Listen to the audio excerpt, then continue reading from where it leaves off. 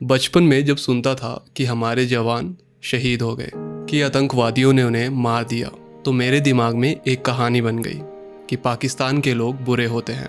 थोड़ा बड़ा हुआ तो पता चला कि पाकिस्तान के लोग मुस्लिम्स होते हैं, तो दिमाग ने जोड़ लिया मुस्लिम मतलब गंदे लोग, आतंकी लोग। फिर 6th क्लास में बोर्डिंग स्कूल गया।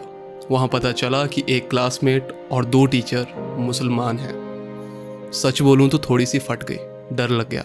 सोचा कहीं कुछ कर ना दे, पर मैं बच गया, कुछ नहीं हुआ। फिर कॉलेज गया, एक मुस्लिम दोस्त बना, उससे कभी डर नहीं लगा। फिर पता चला APJ अब्दुल कलाम हमारे प्रेसिडेंट, अजीम प्रेम जी विप्रो के ओनर, मोहम्मद शमी जिसने हमें वर्ल्ड कप जिताया है, सब के सब मुसलमान हैं। पर हाँ, रिसेंटली जो पहलगाम में अटैक हुआ वो भी मुसलमानों ने ही किया था। पर इन मुसलमानों में एक फ़र्क था, वो ब्रेन वॉश्ड थे। उनके अंदर नफरत भरी गई थी। उन्हें जानबूझकर कहा गया था कि आपको धर्म देखकर ही लोगों को मारना है। तो फिर सवाल उठता है, जो हमारे आसपास मुस्लिम्स हैं, हमारे गांव, हमारे शहरों में, जो हमारे साथ काम करते हैं, क्या वो भी वैसे हैं? शायद नहीं।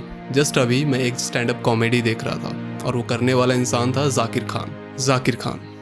ऑफ कोर्स वो भी मुस्लिम है, जो लोगों को हंसाता है, रुलाता है, जिंदगी का ज्ञान बड़े अच्छे तरीके से समझाता है, पर उससे कभी डर महसूस नहीं हुआ।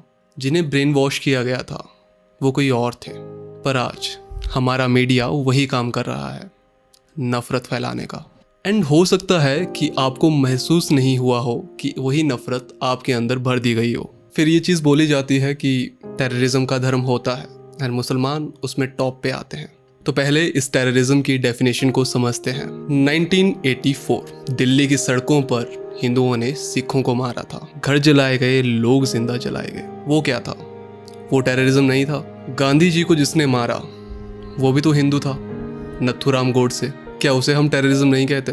और सिर्फ रिलीजन ही क्यों, जाति के नाम पे भी तो खून बहा है। आज भी हमें अपर कास्ट ने लोअर कास्ट को मारा, ये सब सुनने में आता है। क्या वो टेररिज्म नहीं है? क्या वो इंसानियत है? मजहब नहीं सिखाता आपस में बैर रखना। ये लाइन आप सब ने स्कूलों में जरूर पढ़ी होगी। तो फिर बैर करना सिखाता कौन है? पॉलिटिशियन, मीडिया, बड़े बड़े बिजनेसमैन, जो खुद अलग अलग धर्मों के होते हैं पर कभी आपस में नहीं लड़ते, क्योंकि उन्हें पता है लड़ने के लिए हम जैसे, आप जैसे लोग बहुत हैं इस दुनिया में। ये सब बोलने के लिए कोई CM PM कभी नहीं आएगा, because they know the real game. उनको पता है बचपन में जो मैंने सोचा था वो बचपना था, पर आज जब दूसरों में वही बचपना देखता हूँ तो दुख होता है। पिछले साल मैं भी कश्मीर गया था, हो सकता था मेरा नंबर भी आ जाता। हमें वहाँ पर एक होटल का ओनर मिला, पाकिस्तान का सपोर्टर था। पर उसी कश्मीर में हमें एक बोट वाला भी मिला जो कह रहा था कि अब कश्मीर बहुत सेफ है एंड उसे इस बात की खुशी है कि वो इंडियन है। सब कुछ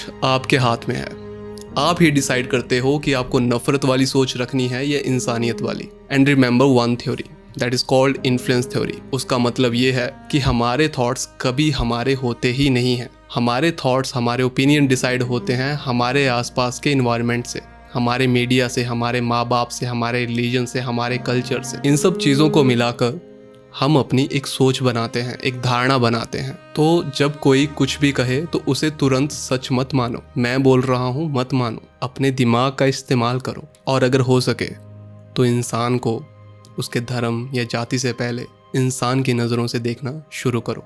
यही वक्त है नफरत से बाहर आने का, क्योंकि हर बार किसी एक की सोच किसी और की जान ले लेती है। क्या पता इस बार आपकी सोच किसी की जान बचा ले। Thank you.